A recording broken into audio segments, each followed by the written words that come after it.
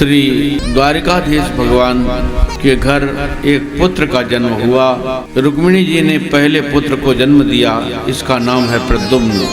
प्रद्युम्न को शंबरासुर नाम का असुर प्रसूतिका गृह से उठा करके चुरा ले गया और आकाश में जा करके विमान से समुद्र में फेंक दिया।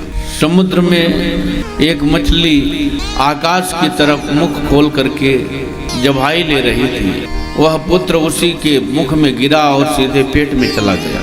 श्री शंबरासुर के यहाँ मछुआरे लोग मछली लेकर के आते थे। एक मछुआरा, समुद्री मछुआरा, उस मछली को पकड़ा और ले आकर के शंबरासुर के यहाँ दे दिया।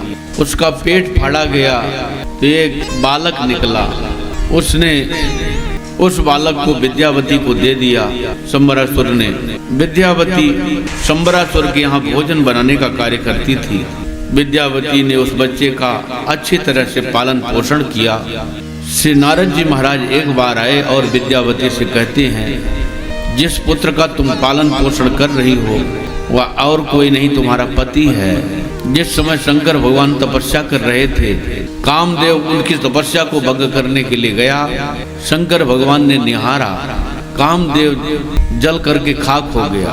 रति रोती हुई शिव के पास गई।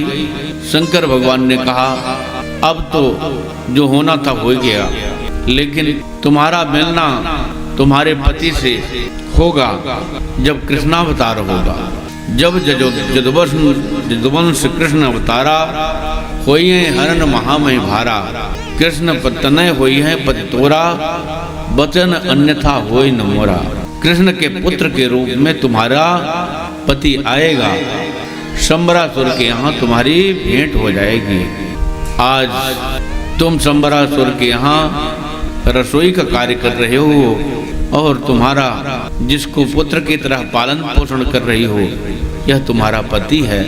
और सबर करके पालन पोषण किया, बीच में इस बात का उद्घाटन नहीं किया कि आप मेरे पति हैं। सारी विद्याओं से पारंगत कर दिया, धनुर्विद्या, पढ़ाई लिखाई, वेद शास्त्र पुराण सब कुछ अच्छी तरह से पढ़ लिख करके पूरा संपन्न हो गए। तब उसने राज को खोला, किस तरह से मैं रति हूँ और आप कामदेव हो। श्री प्रद्युम्न जी महाराज शंबरासुर को बड़े होकर के युद्ध में परास्त कर दिया और विद्यावती को लेकर के द्वारिकापुरी में प्रवेश किया। तब तक श्री द्वारिकाधीश भगवान श्री कृष्ण के 16,108 विवाह हो गए थे। पहला वो विवाह रुक्मिणी जी के साथ, दूसरा विवाह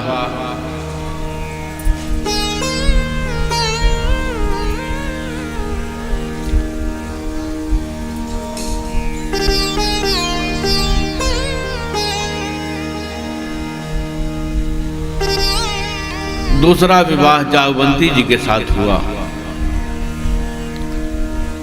भगवान का दूसरा विवाह भालू की बेटी जागवंत जी की पुत्री के साथ, जागवंती जी के साथ दूसरा विवाह हुआ।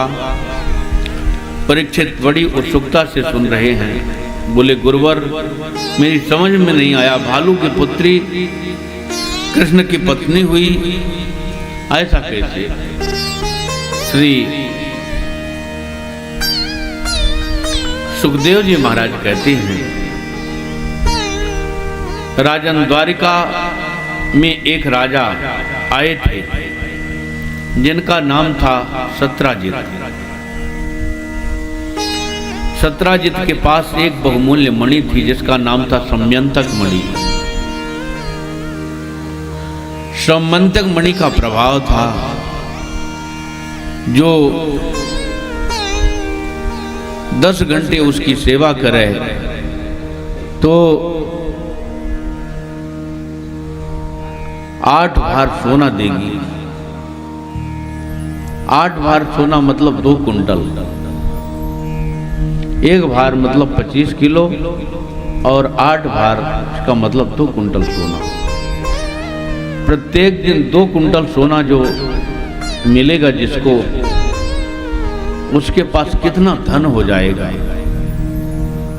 श्री द्वारिकाधीश जी ने कहा, इतनी बहुमूल्य मणि रखते हो, छोटे से राज्य के राजा हो, ये हमारे राजकोष में जमा कर दो तो तुम्हें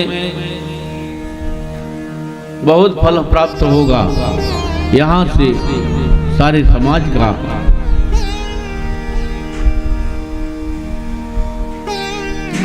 खर्च उठाया जाएगा, यहाँ दीन दुखियों की सेवा होगी।